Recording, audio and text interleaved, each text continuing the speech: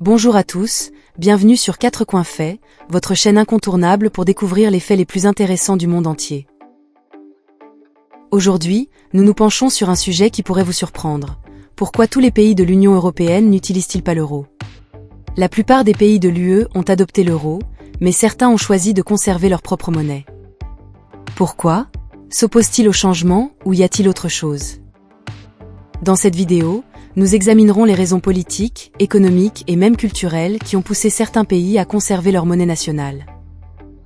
Du scepticisme du public aux inquiétudes concernant l'indépendance économique, les réponses ne sont peut-être pas celles que vous attendez. Alors, si vous êtes curieux de savoir pourquoi ces pays disent non à l'euro, regardez jusqu'à la fin. Numéro 1, la Bulgarie.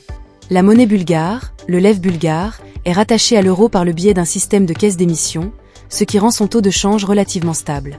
Bien que remplissant certains des critères d'adoption de l'euro, la Bulgarie n'a pas encore adopté la monnaie unique, principalement en raison de facteurs économiques et politiques.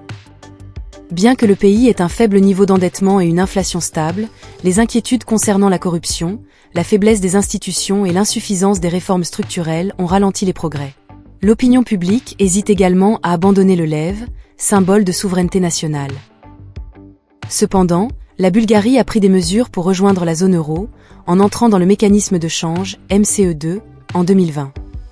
Le gouvernement travaille à des réformes économiques et espère adopter l'euro d'ici 2025, à condition qu'il remplisse pleinement les critères de convergence. Ce retard reflète la nécessité d'une gouvernance économique plus forte et d'une plus grande confiance des institutions et des citoyens de l'UE dans la capacité de la Bulgarie à maintenir son adhésion à la zone euro. Numéro 2, Croatie. La Croatie, qui utilise la kuna croate, fait partie de l'Union européenne depuis 2013. Bien que la Croatie soit sur la bonne voie pour adopter l'euro, elle ne l'a pas encore fait pour plusieurs raisons.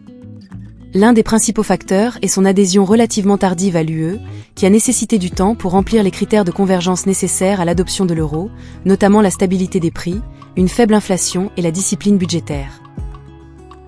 Des problèmes économiques tels qu'une reprise lente après la crise financière mondiale et une dette publique importante ont retardé le processus. Le sentiment public a également joué un rôle, avec des inquiétudes concernant une inflation potentielle et une perte d'indépendance monétaire. Cependant, la Croatie est entrée dans le mécanisme de change, MCE2, en 2020 et devrait adopter l'euro d'ici 2024, car le gouvernement a fait des efforts importants pour consolider ses finances publiques et répondre aux critères économiques de la zone euro, montrant ainsi son engagement à rejoindre l'union monétaire.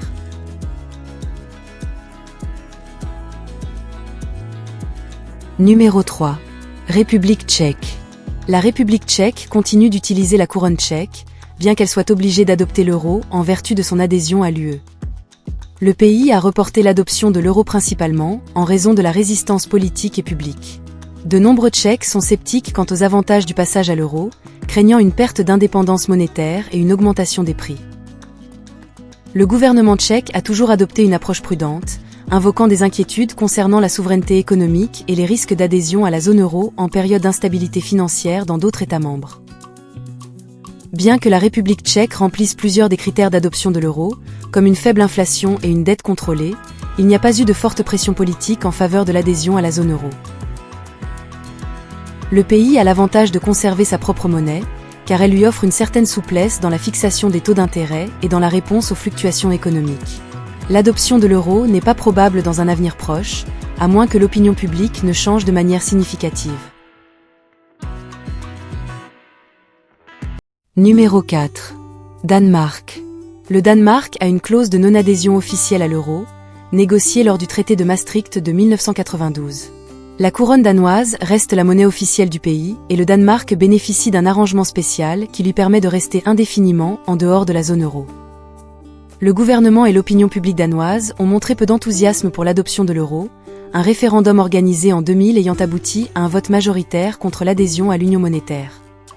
Les principales raisons de cette résistance sont le désir de préserver la souveraineté monétaire et les inquiétudes concernant les risques économiques potentiels associés à la zone euro, en particulier en cas de crise financière. Bien que la couronne danoise soit rattachée à l'euro par le biais du mécanisme de change européen, MCE2, le pays conserve le contrôle de sa politique monétaire et de ses taux d'intérêt. L'adoption de l'euro ne suscite guère d'enthousiasme politique ni de soutien public, et le Danemark devrait continuer à utiliser sa monnaie nationale.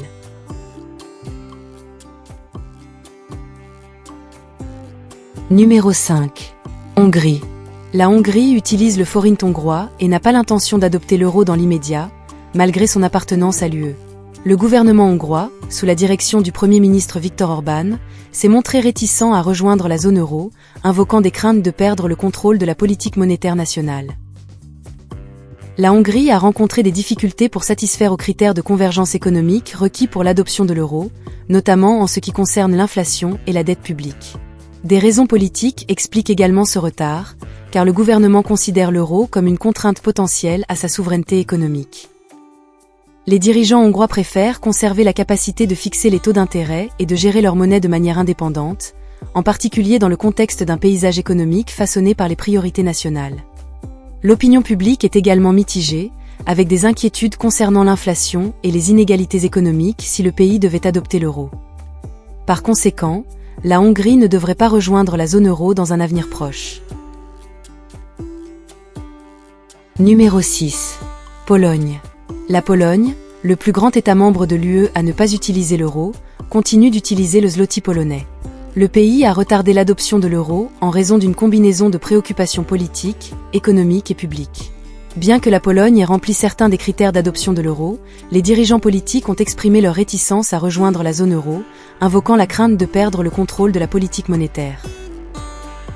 Le parti au pouvoir droit et justice, PiS, s'est particulièrement opposé à l'adoption de l'euro, soulignant l'importance de maintenir la souveraineté économique et d'éviter les risques potentiels associés à l'adhésion à la zone euro. L'opinion publique en Pologne est également sceptique, de nombreux Polonais craignant que le passage à l'euro n'entraîne une hausse des prix et de l'inflation.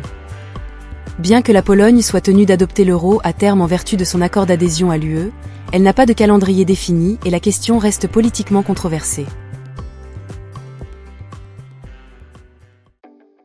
Numéro 7. Roumanie. La Roumanie, qui utilise le leu roumain, a connu des retards dans l'adoption de l'euro en raison de défis économiques et politiques.